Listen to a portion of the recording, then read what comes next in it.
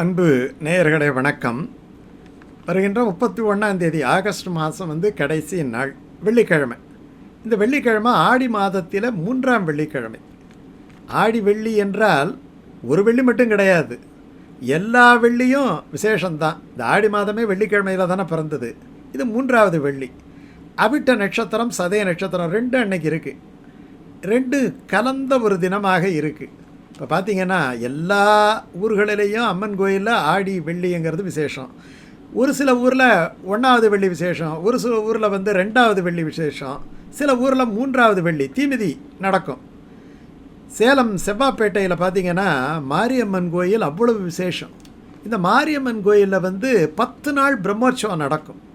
இந்த 10 நாள் பிரம்மோற்சவமும் அந்த ஊரே அப்படியே அல்லோல கல்லோலப்படும்னு சொல்லுவாங்க இல்லையா, அப்படி ஊரே திரண்டு அந்த மாரியம்மனுக்கு ஒரு விசேஷம் நடத்துவார்கள். சமயபுரத்தில் பார்த்திங்கன்னா ஆடி வெள்ளி அத்தனை விசேஷமாக இருக்கும். இதில் அம்மன் கோயில் மட்டும் கிடையாது, எல்லா விதமான பெருங்கோயில்களிலும் ஆடி வெள்ளி என்பது மிக அற்புதமான தினம். நம்ம கோயிலுக்கு போவாட்டி கூட வீட்டில் ஆடி வெள்ளிக்கிழமையை ஒரு விரதம் இருக்கிறது, ஒரு சிறப்பு பூஜை பண்ணுறது. சிறப்பு பூஜைன்னா ஒன்றும் கிடையாது, அதாவது கொஞ்சம் கூடுதலாக ஒரு புஷ்பங்களை வச்சு அன்னைக்கு எப்படி விரதம் இருந்து நம்ம அந்த பூஜைகளெல்லாம் செய்கிறோமோ அந்த மாதிரி செய்கிறது தான். திருவிளக்கு பூஜை செய்யலாம். திருவிளக்கு பூஜை என்பது ரொம்ப விசேஷம். திருவிளக்கு பூஜை என்பது கலைமகள் அலைமகள் மலைமகள் 3 சக்திகளையும் மகிழ்ச்சிக்கு உள்ளாக்கி மிகப்பெரிய நமக்கு ஆசிகளை பெற்று தருகின்ற அற்புதமான ஒரு பூஜை அது திருவிளக்கு பூஜை. பெண்களெல்லாம் இணைந்து அந்த திருவிளக்கு பூஜை மாதிரி சக்தியான பூஜையே கிடையாது. என்ன நினைக்கிறோமோ அதை நிறைவேற்றி தருகின்ற அற்புதமான பூஜை இந்த திருவிளக்கு பூஜை. ஒன்று வேணாம், நீங்கள் பக்கத்தில் உங்கள் தெருவில் இருக்கிற பெண்களை எல்லாம் இணைத்து கொண்டு கோயிலில் செய்யணுன்ட்டு கூட கிடையாது, ஒரு பொது இடத்துல உதாரணமாக ஒரு வீடே நல்ல பெரிய வீடு, ஒரு 20 பேர் உட்கார்ந்து அங்கே வழிபாடு நடத்தக்கூடிய வீடாக இருந்தால் அந்த வீட்டிலே கூட நீங்கள் எல்லாரும் சேர்ந்து அந்த திருவிளக்கு பூஜையை செய்வதென்பது ரொம்ப ரொம்ப விசேஷமான பலன். செய்கிற வீட்டுக்கு விசேஷம். அந்த விளக்கை எடுத்துக்கிட்டு ஒவ்வொரு வீட்டுக்கும் போகிறோம் இல்லையா, அது மிக சிறப்பான ஒரு பலனை தரும். அப்படிப்பட்ட ஒரு வெள்ளிக்கிழமை. இந்த வெள்ளிக்கிழமை நம்ம அதிகாலையிலே நீராடி வீடெல்லாம் நல்ல சுத்தமாக தூயப்படி, எந்த இடத்துல சுத்தம் இருக்கோ அந்த இடத்துல பகவான் சாநித்தியம் வந்துடும். அம்மன் உட்கார்ந்துருவா, மகாலட்சுமி உட்கார்ந்துருவா. எந்த இடத்துல மகாலட்சுமி இருப்பாள், எந்த இடத்துல மகாலட்சுமி இல்லை அப்படிங்கிறதுக்கு ஒரே ஒரு சான்ஸு தான். எந்த இடமெல்லாம் அழுக்காக இருக்கோ அந்த இடமெல்லாம் மகாலட்சுமி இல்லாத இடங்கள். எந்த இடமெல்லாம் தூய்மையாக இருக்கிறதோ, குப்பை இல்லாமல் இருக்கிறதோ, சிம்பிளாக கூட வீடு இருக்கலாம், பிரம்மாண்டமான மாளிகையாக இருந்து குப்பையாக இருந்தால் அந்த இடத்துல மகாலட்சுமி எப்படி குடியிருப்பாள் இல்லையா? அதே மாதிரி இருட்டு இடம். சில பேர் பார்த்தீங்கன்னா இருட்டில் உட்காந்துருப்பாங்க, விளக்கே போட மாட்டாங்க. விளக்கு என்பது நமக்கு தெளிவு, விளக்கு என்பது ஞானம், விளக்கு என்பது அறிவு, விளக்கு என்பது நம்ம உள்ளத்திலே இருக்கக்கூடிய உணர்வு, ஆனந்தம் எல்லாமே தான். அதுதான் வெளிச்சம். அந்த வெளிச்ச மார்க்கம்னுட்டு சொல்லுவாங்க. அப்படிப்பட்ட ஒரு வெளிச்சம் இருக்கிற இடத்துல மகாலட்சுமி கட்டாயமாக அந்த இடத்திலே இருப்பாள், ஆனந்தமாக இருப்பாள். அதனால் தான் விளக்கு ஏற்றி வைத்தல் அப்படின்ட்டு நம்ம சொல்கிறோம். வீட்டுக்கு நல்ல முறையில் தூய்மைப்படுத்தி கோலம் போடணும். பூஜை அறையில் முடிஞ்சால் இந்த ஆடி வெள்ளிக்கிழமை மட்டுமாவது குத்து விளக்கு ஏற்றி வைப்பது ரொம்ப சால சிறந்தது. இந்த அம்மன் படத்துக்கு மலர்களால் மஞ்சள் குங்குமம் விட்டு மலர்களாலே அலங்காரம் பண்ணணும். வீட்டில் நம்ம தோட்டத்தில் இருக்கக்கூடிய மலர்கள் எந்த மலராக இருந்தாலும் சரி, அந்த வண்ண மலர்களை எல்லாம் முடிந்தால் மாலையாக கட்டி, உதிரி மலர்கள் பெரிய மலர்கள் செம்பருத்தி மாதிரி இருக்குதுன்னு வச்சுக்கிங்க, இது அம்மனுக்கு ரொம்ப விசேஷம்.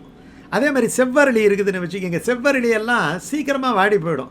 அவற்றையெல்லாம் ரொம்ப மென்மையான மலர்கள், அவற்றையெல்லாம் இணைத்து கட்டி ஒரு சின்ன மாலையாக போட்டால் பார்க்குறதுக்கு அப்படியே கண்கொள்ளாத காட்சியாக இருக்கும். அப்படி மலர்களை சமீபிக்க வேண்டும். பால் பழம் மட்டும் சாப்பிட்டு ஒருவேளை உபவாசம் இருக்கலாம். உபவாசம் இல்லாதவர்கள் காலையிலே பூஜை செய்யலாம். காலையிலே பூஜை செஞ்சு இந்த லலிதா சகஸ்ரநாமம், அபிராமி அந்தாதி, தேவி மகாத்மிய பாராயணங்கள், சௌந்தரிய லகரி இவைகளெல்லாம் பண்ணலாம். இதெல்லாம் வீட்டில் பண்ணிவிட்டு மாலையில் பக்கத்தில் ஏதாவது அம்மன் கோயில் இருந்தால் அங்கே போய் உங்கள் குடும்பத்தில் இருக்கக்கூடிய உறுப்பினர்கள் பேரில் ஒரு அர்ச்சனை பண்ணி ஒரு நெய் தீபம் ஏற்றி வைத்து வருவது சால சிறந்தது. பார்க்கக்கூடிய சுமங்கலிகளுக்கு நம்மாலே முடிந்த அளவு ஒரு மஞ்சள் கிழங்கு, குங்குமம், இவைகளெல்லாம் ரொம்ப எளிமையானது. ஒரு கண்ணாடி வளையல் ஒரு செட்டு, கொஞ்சோண்டு புஷ்பங்கள், முடிஞ்சால் ஒரு ரவிக்கை பிட்டு வச்சு அவர்களிடத்திலே நம்ம தந்து ஆசீர்வாதம் வாங்குவது என்பது அம்மனுக்கு சமர்ப்பித்தது போல. இதனாலே குடும்ப அமைதி, செல்வம், உடல் நலம் இவைகளெல்லாம் சிறப்பாக இருக்கும். தடைகள் விலகும். எல்லா காரியத்திலே இருக்கக்கூடிய விக்னங்கள் விலகி போகும். மகப்பேறு இல்லாதவர்களுக்கு மகப்பேறு கிடைக்கும்.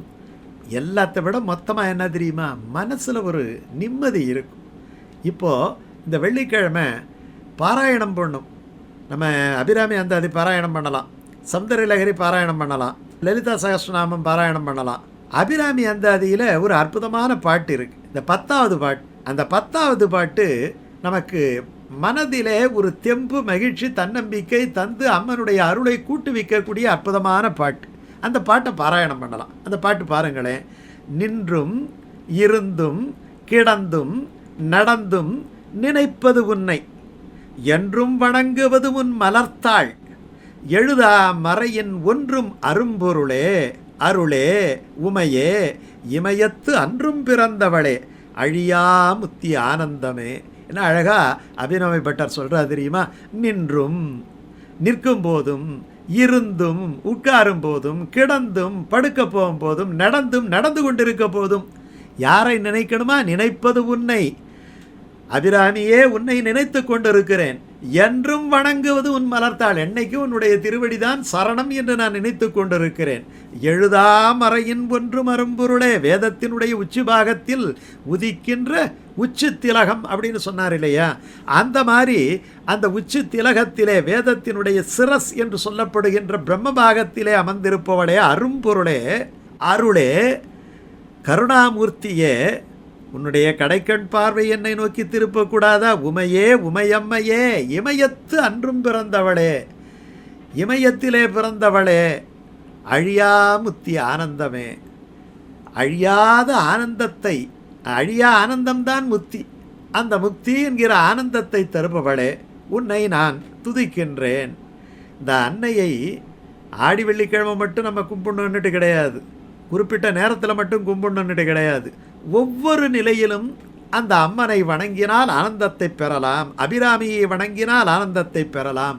காரணம், வேதத்தினுடைய அரும்பொருளாக அவள் திகழ்கிறாள், அருள் உருவமாக அவள் இருக்கிறாள், முக்தி அளிக்கக்கூடிய பராசக்தியாக அவள் விளங்குகிறார். அப்படிப்பட்ட அன்னையினுடைய திருவடியை சரணடைந்த பின்னாலே, அதுவும் இந்த ஆடி வெள்ளிக்கிழமை அன்னைக்கு விளக்கேற்றி வைத்து சரணடைந்த பின்னாலே எனக்கு என்ன கஷ்டம் இருக்க போகிறது என்று பட்டர் கேட்கிறார். பட்டர் மட்டும் கேட்கவில்லை, நம்ம கூட ஆடி வெள்ளி அன்னைக்கு இந்த பாடலை பாடி நம்ம கூட அம்மனிடத்திலே கேட்கலாம். அவள் இப்படி ஒரு கேள்வி நம்முடைய பக்தன் கேட்க மாட்டானா என்றுதான் காத்திருக்கக்கூடிய நாள்தான் இந்த ஆடி வெள்ளி.